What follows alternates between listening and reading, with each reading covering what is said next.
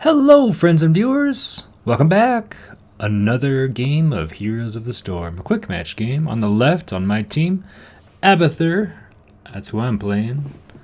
Then we got Alexstrasza, played by my girl, Whiff Wolf. Garrosh by Cabbage. Kira by Pan Francis. Kel'Thuzad by Putin. Putin? On the enemy team on the right, the red team, we have Karazim, played by Psycho. Zagara by Robot Wizard, Stitches by ATD09, Kel'Thas by Acer GR, and Cassia by Takutin. Alright, so this is a 3-lane map, which means I'm likely going to go Siege build. Yep, I'm choosing Survival Instincts for my Locusts, which makes them a lot stronger. Have more health to push down the lanes. As per most quick match games, we have a beginning skirmish here in the middle. We are trying to secure a kill. A lot of heroes are softened up here. Oh, Kira just barely escapes. I'm providing a symbiote hat for Garrosh, trying to keep him alive. There we go, got a good toss. And we got Stitches, nice. And oh man, she had like 5 HP left. Alright, well we got 1 kill. Now it's time to go soak some lanes. We're pinging the top lane because we're missing a lot of XP here.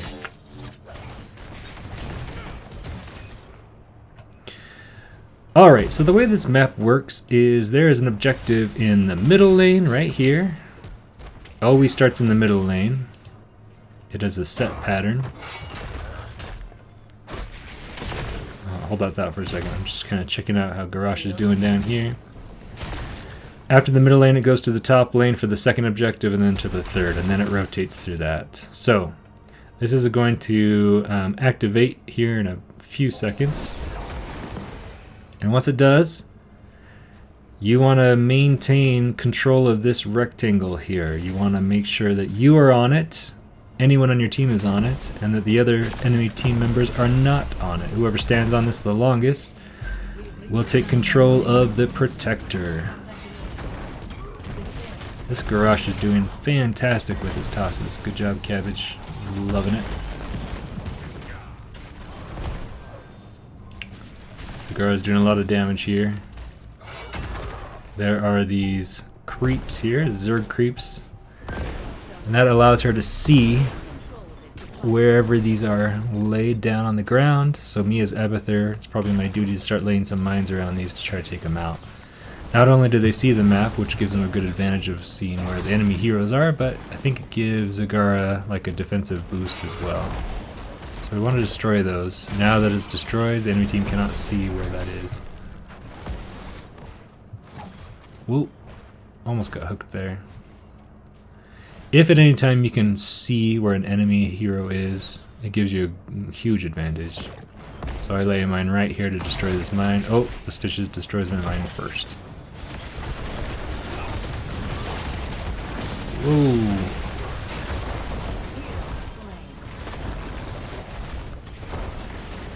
My girl Whiff Wolf goes into dragon form, which is extremely powerful. She sprays out fire in a cone shape. Does a lot of damage. Oh, unfortunately it's not enough to keep her alive. Alright, we're getting a little worried here. We got it up to 99%, but remember, if anyone's contesting this, it stops at 99% until you can kick them off of it. So, it behaves a little differently. Whoever gets on first starts the countdown, or the count up, I suppose. Even if an enemy team member is on the rectangle at the same time. Doing lots of damage here. It's 4 against 2. Stitches gets almost taken out. Oh, that was super close. Alright, we got the Protector. Now remember, to take full advantage of its firepower, you want both heroes in. One to steer this huge mech unit, to do the punches and stuff. And the other one to be the gunner, who controls like the gun on the shoulder of this giant mech. Oh no, my girl got hooked. We tried to save her. Garrosh tried to toss her to safety. Wasn't quite fast enough. Oh, another good hook. Stitches landed a lot of those. Unfortunately, we lose Kalthazad as well.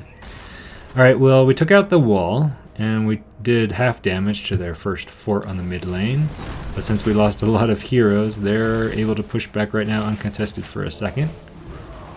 Not enough to take out all the wall towers. I'm trying my best to hold the top lane with my symbiote hats. Cool. Karazim escapes with the help of his little spirit ally, whatever those are called. I'm desperately trying to hold the bottom lane. I did drop a mule here to repair. I usually always pick a mule at level 7 talents. And I'm just curious what I chose here. You can see the talents up here. Looks like I haven't made a... Yep, monstrosity. I activated it, but it must have died pretty quickly. Ooh. For these really big 3-lane maps, I usually like to pick the monstrosity. Because you can usually...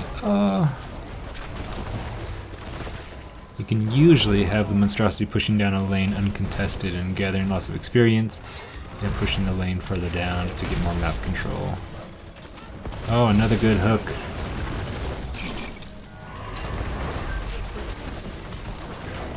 This Stitches is definitely a force to be reckoned with. Oh, almost gets Garrosh one more time. Alright, we're heading to the top now because the second objective is about to activate here at the top. Once again, whoever stands on it first can start the countdown. Even if another enemy hero is on the rectangle, after you start it, it'll still continue counting for you. This is a little tricky. We're not in a good position right now. They have good control over this entire top lane so far. Nice, we secure a Zagara kill. Oh, that was an amazing clutch kill from my girl Whiff Wolf. She's an amazing Alexstrasza player. She often gets MVP. She often is the top healer and even the top damage when she plays Alexstrasza. Alright, they are one down right now. Zagara has this burrowing worm. She's come down to the bottom to deal with my monstrosity, which is good because it's kind of causing a distraction and splitting up the team. Hopefully we can get another kill here. Everyone's getting softened up quite a bit. Almost dead, but not quite. Their Karazim is pretty good at keeping them alive. Now we have control of the beacon. Karazim's out of position here, but he's able to do this dash ability to any allied unit. That's why he always sets his spirit ally there so they can dash to it. Oh, speaking of getting cornered. My goodness gracious. Oh, we are all very low. I don't know if we're going to be able to secure this one.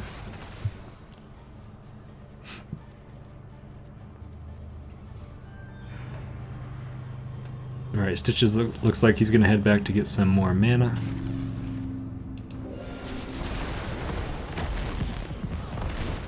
We are back on the beacon, baby. And can we get Cassia? Nice. Cassia's taken down. Now it's 4 against 5. They're trying to split us up. They're trying to corner us. I bring my monster in to get some damage going.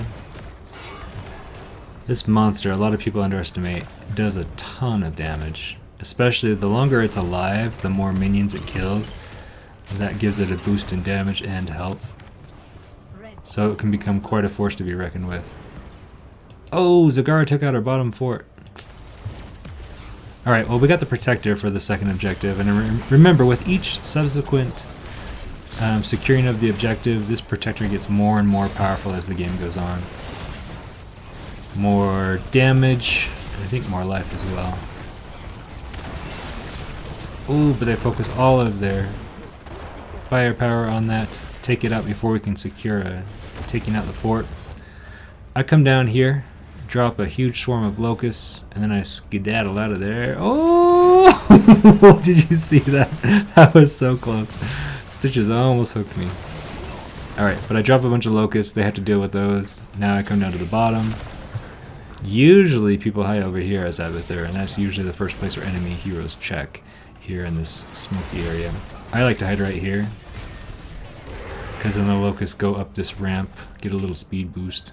Stitches sees my locust. He knows I'm around here somewhere, but he probably assumes, rightfully so, that I've burrowed away at this point. Alright, now we're on the top lane. I drop another swarm of locusts. These guys do so much damage,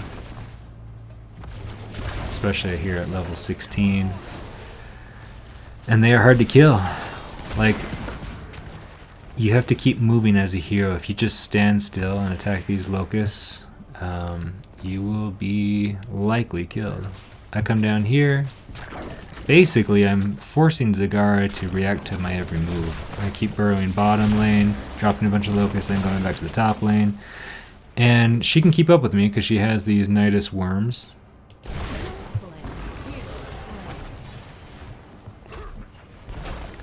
Which means she can burrow wherever she sets them. So there's one here at the top of the map, and then one way down here at the bottom of the map. She has a network to go between them. And I played Zagara really early on in the beta of the game, when she had the ability to take out like ammunition from towers and stuff. Way back then, like when the game first came out. I haven't played her much since, but I've kind of gotten back into her. Those Nidus worms, I didn't realize, I never really chose as ults before, but if you go inside of them, they basically act as a healing, almost similar to going back hearthing to base. She gets healed up and she gets mana back almost as quickly as if she would hearth back. So it's kind of like a little nexus point that you can set anywhere. It's a huge advantage. Alright, Garrosh is just chilling. He has a healing device, which comes from this boss up here that we defeated.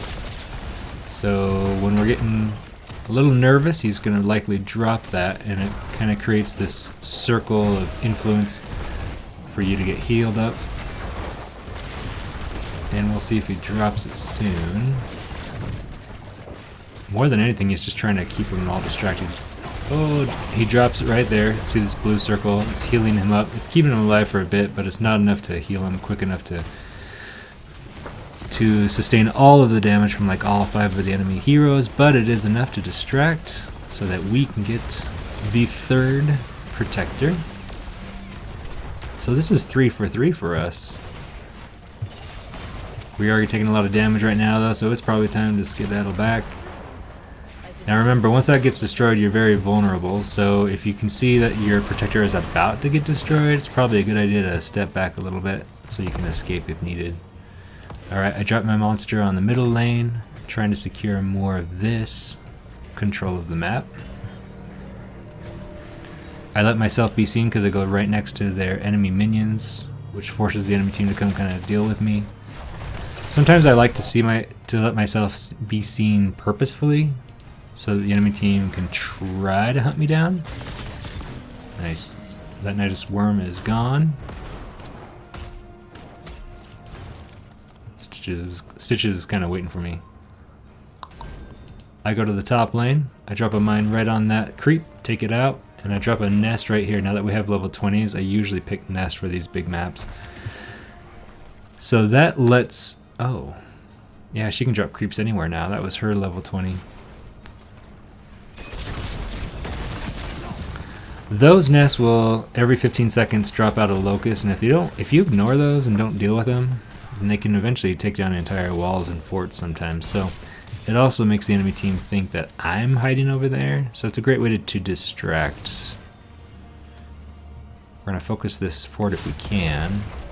Hurry and take it out. Since we have a camp right here, that's gonna slow them down a little bit, but they're likely gonna just barrel through here. Oh, I drop a bunch of locusts. I probably better move. Oh, that was so close. Stitches almost got me. Alright, my locusts were not enough to push back the enemy heroes there, unfortunately. and they were able to take that top fort. But we have a lot of control over the bottom lane. See, we're almost pushed up into their base completely. Middle lane as well. And we're about the midway point for the top lane.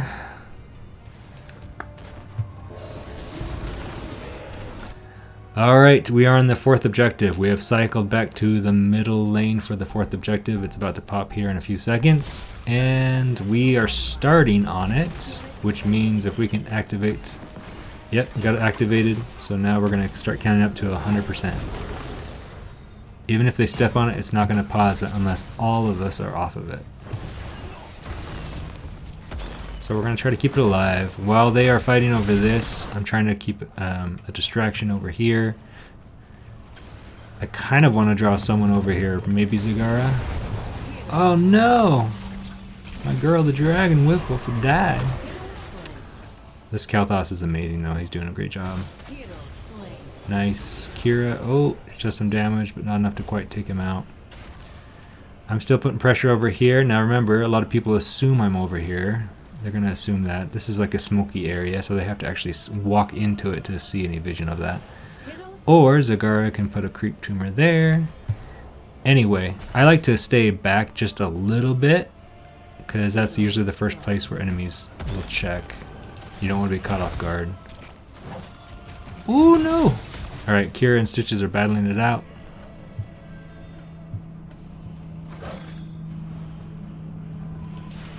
Zagara does enough damage to take out our middle fort, unfortunately.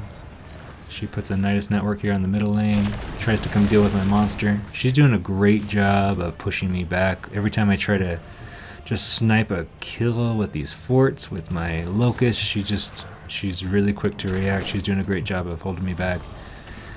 Alright, let's see if we can try to secure this again.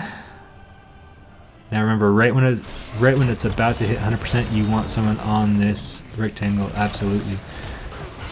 Oh, Stitches. He swallowed Kira, but it wasn't enough. Garrosh is doing a great job of...